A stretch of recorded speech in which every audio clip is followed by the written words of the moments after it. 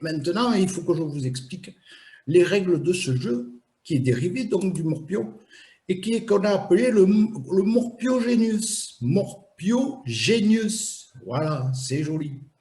Le morpiogenius. Alors, bien sûr, vous allez me dire, il nous faut le plateau, mais ça, on l'a déjà préparé. Et là, je vous ai rajouté toutes les positions sur lesquelles on va pouvoir poser des pions. Un peu comme on repère les pions sur un échiquier, si vous voulez, mais là, c'est quand même un peu plus simple que les échecs, hein, quand même. Le but, c'est pareil, c'est de pouvoir aligner 3 pions de la même couleur, on va dire, pour l'instant, comme dans le jeu de morpion. Et donc, au total, on a 9 positions possibles des différents pions. Mais nos pions, ils sont un peu particuliers parce que, comme je vous l'avais dit tout à l'heure, vous avez mis quelque chose sur le côté pile. Et bien maintenant, sur le côté face, vous allez mettre des paires qui sont complémentaires. Ici, c'est complémentaire. Par exemple, l'éclair là, il est complémentaire parce qu'il ne va pas dans le même sens. Et voilà. La lune, elle a le côté caché de l'autre côté ici. Elles sont complémentaires, ces deux-là. La Terre, c'est pareil. D'un côté, on a le côté Afrique. De l'autre côté, on a le côté Amérique. Voilà, c'est complémentaire. Là, on a les petits bonhommes. Et là, on a l'autre, c'est complémentaire parce que forcément, si vous voulez, quand on est ici, et bien, de l'autre côté, ils ont la tête en bas. Donc, c'est complémentaire. Mais c'est risqué, ça. C'est risqué parce que si jamais vous faites ça, si vous êtes sur un rond, vous allez forcément risquer de ne pas savoir si c'est celui qui a la tête en bas ou celui qui a la tête en haut. Donc, le mieux, voilà, c'est de faire un complémentaire un peu comme ça, un peu comme Laurel et Hardy, quoi, un plus mince, l'autre plus gros, un qui a les bras ballants, l'autre qui lève les bras, et comme ça, bon, voilà, on comprend qu'ils sont complémentaires. Voilà. Et donc, du coup, nos 8 pions qu'on avait, on va leur faire une série de 4, comme ça, et une autre série de 4, exactement les mêmes. Pareil pour les jaunes. Une série de 4 comme ça, et une autre série de 4, c'est les mêmes. Voilà. Et là, on va pouvoir jouer. Hop, on va commencer par le premier. Donc, on va y mettre, c'est le pion à jouer. Et celui-là, eh bien, il va falloir que l'équipe bleue, elle décide où elle va le poser. Et elle va le poser en A1, en B2, en B3, en A3, en C2, voilà. Elle va décider où elle va le poser. Mais dès qu'elle aura joué, eh bien, ça va être le coup de l'équipe jaune de jouer. Et donc, elle va jouer cet éclair-là. Voilà, cet éclair-là. Et ensuite, ça sera au bleu de jouer, mais ils vont jouer cette terre-là avec l'Afrique. En gros, qu'on voit l'Afrique et l'Europe, hein, bien sûr. Hein. Oui, bien sûr. Mais on voit surtout l'Afrique, là. Oui, bon, alors, donc, et ainsi de suite. Et voilà, comme ça, dans ce sens, comme le disent les flèches. Alors, bien sûr, pour ranger vos petits pions, vous pouvez toujours utiliser, je ne sais pas moi, un petit chevalet comme on en trouve dans les jeux de Scrabble et tout ça. Vous me les mettez en ligne, comme ça vous les savez dans le sens que vous allez devoir les placer. Et pareil pour les jaunes, ils ont leur petit chevalet, etc. Donc voilà, donc vous avez 4 qui sont rangés dans un chevalet, éventuellement vous avez un deuxième chevalet, vous mettez les 4 autres, et puis en face, les jaunes, ils font pareil avec leur pion. Voilà. Donc, on va forcément jouer de 1 à 7, 8, puisqu'on en a 8. Mais vous voyez qu'il y a 9 positions. Donc, s'il y a 9 positions, on va être obligé d'attaquer la deuxième série qui va forcément commencer par celui-là. Donc, celui-là, s'il commence, et si on arrive à faire la ligne de 3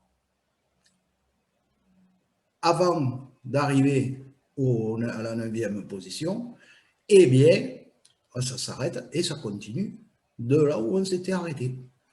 Voilà, mais je vais vous donner des exemples, vous allez plus comprendre. Dans tous les cas, on va marquer 3 points pour une ligne complète, comme pour le morpion classique. ou pour une colonne, ou pour une diagonale, ou pour ce que vous voulez. S'il y en a 3 d'alignés, 3 points. Et ça arrête la manche. Voilà. Mais là, la nouveauté, c'est que si vous arrivez à aligner 2 complémentaires, un à côté, par exemple, j'en ai un à A2 et un à B2. J'ai mis mon bonhomme à A2 et j'ai mon bonhomme tête en bas en B2. Et bien là, vous allez marquer 2 points. Mais ça n'arrête pas la manche, c'est-à-dire que le joueur d'après, continue à suivre. Tant qu'on n'a pas fait 3 vraiment alignés, la manche ne s'arrête pas. Et notre jeu, il se joue en 8 manches. C'est-à-dire qu'on va noter le nombre de points qu'on aura marqué par manche, et ça sera la totalité des points sur les 8 manches qui donnera le vainqueur. Comme je vous l'ai dit, on a un niveau qui est compliqué, un peu plus compliqué que le morpion, hein, d'accord, avec un ordre d'apparition des pions qui est déterminé, comme je vous l'ai fait là, comme c'est dessiné. D'accord? Donc, on sait ce qui va se passer, on sait ce qui va y arriver après. On peut faire de la stratégie, on peut faire tout ça, mais on sait comment ça va se passer.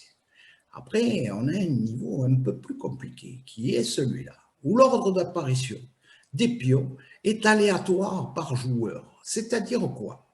C'est-à-dire qu'au lieu de garder vos pions dans le même ordre sur un petit chevalet, vous allez les mettre dans des petites poches qui seront bien fermées, enfin fermées, pas fermées, puisqu'il faut que vous y mettiez la main dedans, et vous allez sortir au hasard, attention, le pion suivant que vous allez poser là. D'accord? Donc, on ne pourra pas calculer exactement les pions qui vont sortir. Forcément, s'il n'en reste plus qu'un dans la poche, on va se douter de celui qui reste. Mais en attendant d'avoir plus qu'un dans la poche, eh bien, ils vont sortir un peu au hasard. Et ça veut dire que le niveau 1, il sera assez, comment dire, calculable. Tandis que le niveau 2, il y aura le hasard qui va rentrer également en ligne de compte. Bien, alors j'espère que ça, vous avez tout compris. On va pouvoir passer à un Morpio Quiz. Parce que oui, je vous ai expliqué le Morpio Genius, ça se joue comme pour le Morpion. Mais du coup, comme on a des endroits, comme on a des trucs, comme on sait comment ça se passe, etc., on peut se poser des questions en une fois et pouvoir faire un petit jeu, comme je le fais sur mes posts, où je vous pose le quiz du Morpio Quiz. Et oui, et comment ça se passe? Eh bien, vous allez voir. On va d'abord avoir nos joueurs qui vont venir. Merci d'être là. Kezakel et Toutourien. Voici le Morpio Quiz niveau 1. Alors, niveau 1, ça veut dire que c'est l'ordre déterminé tel que je vous l'avais indiqué. Hein. Donc, hop, nous voici avec un état. Les pièces ont été posées, les joueurs ont déjà joué, et maintenant, il reste le pion suivant, qui est la Lune. Et qu'est-ce que tu dis? Attends 2 secondes quand même. Ah oui, tu avais lu le truc là déjà. Et qui est la Lune qu'on va devoir poser maintenant. Et on nous demande où on va poser cette Lune. Et bien sûr, la réponse, ben, ils vous l'ont donné tous les deux. C'est en B2. Eh bien oui, parce qu'en B2, ça nous fait une complémentaire de 2 ici. Et donc, les jaunes vont marquer 2 points.